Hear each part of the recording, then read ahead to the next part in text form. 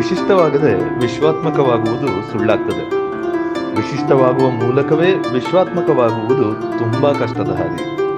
ಆದರೆ ತಕ್ಷಣದ ಆರೋಗ್ಯಕಾರಿ ರಾಜಕಾರಣದ ದೃಷ್ಟಿಯಿಂದ ಮಾತ್ರವಲ್ಲ, ನಿಜವಾದ ಮಾನವೀಯ ವಿಕಾಸದ ದೃಷ್ಟಿಯಿಂದ ಕೂಡ ಇದು ಸರಿಯಾದ ದಾರಿ. ಹೀಗಂತ ಡಿ.ಆರ್. ನಾಗರಾಜ್ ತಮ್ಮ ಕನ್ನಡ ರಾಷ್ಟ್ರೀಯತೆಯ ಸ್ವರೂಪ ಅನ್ನೋ ಪ್ರಬಂಧದಲ್ಲಿ ಬರೀತಾರೆ.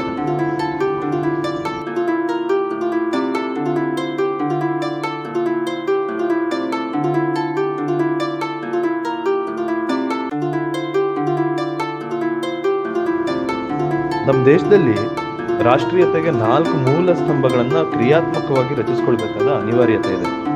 ಪ್ರಜಾಪ್ರಭುತ್ವ, ಬಹುತ್ವ ಅಥವಾ ಬಹುಮುಖಿ ದೃಷ್ಟಿ, ಧರ್ಮನಿರಪೇಕ್ಷತೆ ಮತ್ತು ಸಾಮಾಜಿಕ ನ್ಯಾಯ.